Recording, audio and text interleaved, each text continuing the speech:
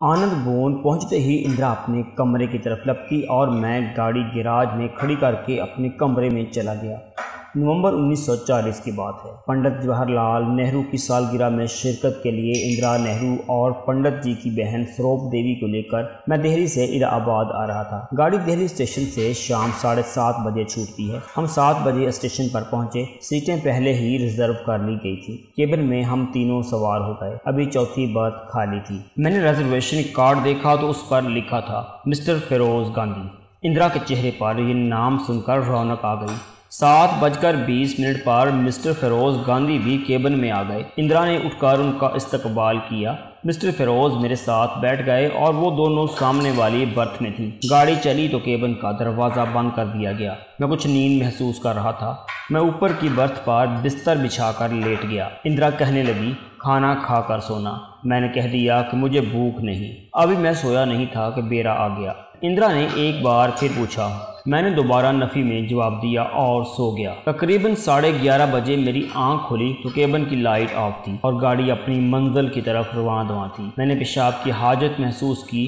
Birth سے نیچے اترنے کے لیے جب میں نے نچلی برتھ پر پاؤں رکھا تو وہ مجھے خالی محسوس ہوئی۔ میرے ذہن میں ایک خیال بجلی بن کر کوندا۔ میں ٹٹولتا ہوا سوئچ تک پہنچا اور میں نے روشنی جلائی اور پھر مجھے فوراً دوبارہ بند کرنا پڑی۔ اندرا اور فیروز میرے سامنے اوپر والی برتھ پر اکٹھے لیٹے ہوئے تھے۔ میری روشنی کرنے پر اندرا ایک دم اٹھ بیٹھی، مگر صرف ایک جھلک میں نے جو کچھ دیکھا تھا وہ ناقابل بیان تھا۔ میں جلدی سے لیٹرین میں چلا گیا اور سوچتا رہا یہ لوگ جو دوسروں کے سامنے نیک اور پارسا بنے رہتے ہیں، خود ان کا کردار کتنا گھناؤنا ہوتا ہے۔ حاجت وغیرہ سے فارغ ہونے کے بعد میں قصداً وہاں کافی دیر کھڑا رہا، انہی خیالات سے ڈوبا رہا کہ اچانک دروازے پر دستک ہوئی۔ میں نے دروازہ کھولا تو اندرا کھڑی تھی۔ میں لیٹرین سے نکلا تو وہ اندر چلی گئی۔ کیبن کی روشنی جل رہی تھی۔ فیروز اپنی برتھ پر لیٹے ہوئے تھے۔ میں جب اوپر والی برتھ پر چڑھنے لگا تو مجھے اشارہ سے اپنے قریب بلایا اور 100 کے 2 نوٹ میری طرف بڑھائے۔ میں نے سروپ دیوی کی طرف دیکھا تو وہ دنیا و ما فیہا سے بے خبر پڑی سو رہی تھی۔ میں نے نوٹ پکڑ لیے اور برتھ کے اوپر چڑھ کر لیٹ گیا، لیکن اب نیند مجھ سے کوسوں دور تھی۔ میں سوچ رہا تھا کہ خدا کسی کو ایسی بیٹی نہ دے تو اچھا ہے جسے ہوس پرستی نے اس حد تک اندھا کر دیا ہے کہ وہ تنہائی میسر نہ ہونے پر بھی اپنے مکروہ عزائم کی تکمیل میں کوتاہی نہیں کرتی۔ اسے اتنا خیال نہیں کہ اگر پھپھی جاگ گئیں تو کیا ہوگا۔ میں بحیثیت ایک ملازم کے ان کے ساتھ تھا، مگر اندرا کی آنکھوں میں اتنی شرم بھی باقی نہ تھی کہ مجھ سے ہی پردہ پوشی کرتی۔ میں بھی اب ان باتوں کو ذرا کم ہی سوچا کرتا تھا۔ اگر خود اندرا کو اتنا احساس نہیں تو میں کیا کر سکتا ہوں؟ پھر کیوں نہ اپنا ہی فائدہ سوچا جائے۔ مجھے اندرا یا اس کے چاہنے والے رشوت کے طور پر جو کچھ بھی دیتے ہیں خوشی سے لے لیتا، اور میں یہ خوب جانتا تھا کہ یہ سب کچھ صرف اس لیے ہے کہ میں اپنی زبان بند رکھوں۔ اندرا کافی دیر بعد باہر نکلی، لائٹ آف کی اور اندھیرے میں نے دیکھا کہ وہ اپنے برتھ پر چڑھنے کی بجائے دوبارہ فیروز کے پاس آ گئی۔ پہلے بیٹھی رہی اور پھر اس کے سینے پر سر رکھ کر لیٹ گئی۔ سرگوشیاں ہوتی رہیں۔ کافی دیر بعد ایک بھونسے کی آواز آئی اور اندرا اٹھ کر اپنی برتھ پر چلی گئی۔ چند ہی لمحوں بعد مجھے دوبارہ نیند آ گئی اور میں سو گیا۔ تقریباً 2 گھنٹے بعد پھر میری آنکھ کھل گئی۔ وقت دیکھا تو 4 بج رہے تھے۔ میں فوراً اٹھا، لائٹ جلائی۔ اندرا سو رہی تھی اور کچھ اتنا عجیب انداز تھا کہ میں چند لمحے صرف اسے دیکھتا رہا۔ دفتن مجھے وقت کی کمی کا احساس ہوا اور سب سے پہلے میں نے اندرا کو جگایا کیونکہ الہ آباد آنے والا تھا۔ اندرا جب اپنا آپ سنبھال چکی تو میں نے سروپ دیوی کو آواز دی، وہ بھی اٹھ بیٹھی اور ہم اپنا سامان سنبھالنے لگے۔ فیروز بھی اٹھ کر بیٹھ گئے۔ 4:50 پر گاڑی الہ آباد کے ریلوے اسٹیشن پر پہنچی۔ ڈرائیور اور سیکرٹری ہمیں لینے کے لیے اسٹیشن پر آئے ہوئے تھے۔ جب ہم آنند بھون پہنچے تو اجالا پھیل چکا تھا۔ پنڈت جی سوئمنگ پول کی طرف سے نہا کر واپس آ رہے تھے۔ برآمدے میں ملاقات ہو گئی۔ کملا رانی بھی آوازیں سن کر باہر آئیں، اگرچہ کچھ علیل تھیں۔ پھر سب لوگ اپنے اپنے کمروں میں چلے گئے۔ اندرا شاید اپنے کمرے میں جا کر سو گئی تھی کیونکہ دوپہر سے پہلے میں نے انہیں دوبارہ نہیں دیکھا۔ شام 4 بجے مہمان آنا شروع ہو گئے۔ سالگرہ منائی گئی اور رات گئے تک محفل جمی رہی۔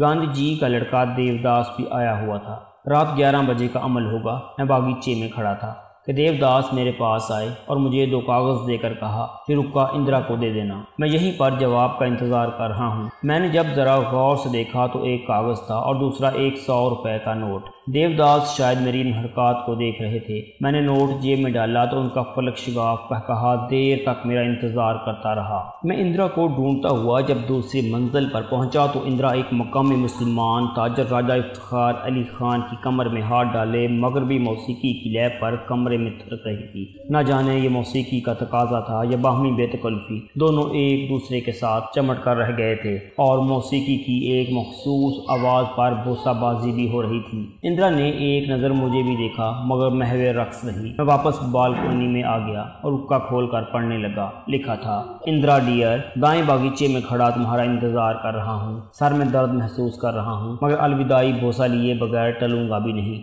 صرف تمہارا دیوداس۔ میں مسکرا اٹھا، حیران بھی تھا کہ اکیلی اندرا اتنے چاہنے والے۔ خدا خیر کرے، رکا ختم کیا ہی تھا کہ موسیقی کی آواز ختم ہو گئی۔ میں دوبارہ کمرے میں آیا تو راجہ صاحب اندرا کے شانوں پر ہاتھ رکھے کمرے سے نکل رہے تھے۔ مجھے دیکھ کر راجہ صاحب نے اپنا ہاتھ اٹھا لیا اور اندرا سے اجازت لے کر نیچے اتر گئے۔ اندرا میری طرف بڑھی، کیا بات ہے؟ مسٹر دیوداس دائیں باغیچے میں انتظار کر رہے ہیں۔ باغیچے میں کیوں؟ خدا جانے، میں نے مسکراتے ہوئے کہا۔ اندرا نہ جانے کیا بڑبڑاتی واپس ہو گئی اور سیڑھیاں اترنے لگی۔ میں دیوداس کے دیے ہوئے رکے کو اپنی جیب میں رکھتا ہوا واپس باغیچے میں آ گیا اور مہندی کے باڑ کی دوسری طرف دبے پاؤں چلتا ہوا دیوداس کی بالکل پشت پر پہنچ گیا۔ دیوداس کلوپیٹرا کے درخت سے ٹیک لگائے کھڑے تھے۔ چند لمحوں بعد اندرا برآمدے سے نیچے اتری اور باغیچے کے دروازے میں آ کر ٹھہر گئی۔ پیچھے مڑ کر دیکھا، پھر سیدھے دیوداس کے پاس آ گئی۔ باغیچے کے اس کونے میں قدر تاریکی تھی۔ اندرا آتے ہی دیوداس کی باہوں میں جھول گئی۔ دیوداس کی آواز آئی، اندرا، آج تمہارا رویہ کچھ بدلا بدلا سا دکھائی دیتا ہے۔ نہیں ڈیئر، ایسی تو کوئی بات نہیں، البتہ ذرا مصروفیت کی وجہ سے زیادہ توجہ نہ دے سکی، معذرت چاہتی ہوں۔ چند لمحے خاموشی کے بعد ایک بوسے کی چٹاک سنائی دی، پھر سرگوشیاں شروع ہو گئیں۔ چند لمحوں بعد سرگوشیاں بھی بند ہو گئیں۔ میں ایڑیاں اٹھا کر باڑ کی دوسری جانب دیکھا تو اندرا نے پھر دیوداس کے لبوں پر اپنے لب پیوست کر رکھے تھے اور دیوداس کی باہوں کا حلقہ اور تنگ ہو چکا تھا۔ دیوداس پھر بولا، کل ہمارے ہاں چائے پر آؤ گی؟ اندرا، ضرور آؤں گی۔ دیوداس، بہت اچھا۔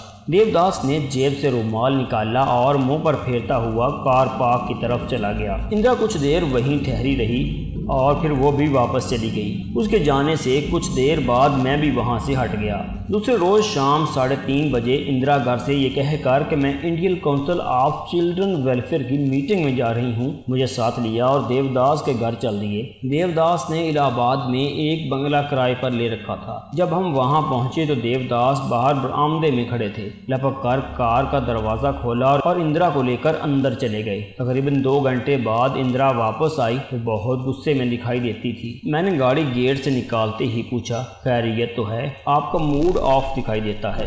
اندرا پھٹ پڑی، ہاں، خبیث نہ جانے اپنے آپ کو کیا سمجھتا ہے۔ آپ مسٹر دیوداس کے بارے میں کہہ رہی ہیں؟ ہاں، اسی کم وقت کے بارے میں، لیکن آپ تو انہیں بے حد پسند کرتی ہیں۔ دیوداس کی تخصیص نہیں مسٹر نارائن، میں ہر نوجوان کو پسند کرتی ہوں، لیکن یہ کمینہ سمجھتا ہے کہ میں اس کی جاگیر زرخرید لونڈی ہوں۔ ابھی اس نے میرا غصہ نہیں دیکھا۔ میں نے بات کو طول دینا مناسب نہ سمجھا۔ یقیناً اندرا دیوداس کے ساتھ کسی بات پر الجھ بیٹھی تھی۔ چند دنوں میں یہ غصہ ٹھنڈا ہو جائے گا اور پھر اندرا جیسی عورت جو مردوں کی آغوش میں جانے کے لیے دن رات بے قرار رہتی ہے، دیوداس جیسے مرد سے زیادہ دیر ناراض نہیں رہ سکتی۔ لہٰذا میں نے دیوداس کے بارے میں کوئی تبصرہ کرنے سے گریز کیا اور بقیہ سفر نہایت خاموشی سے کٹا۔ تو دوستو، یہ تھی ہماری آج کی سٹوری۔ جانے سے پہلے اس ویڈیو کو لائک کریں، شیئر کریں، کمنٹ باکس میں اپنی رائے کا اظہار ضرور کریں۔ چینل کو سبسکرائب کر لیں اگر سبسکرائب نہیں کیا تو۔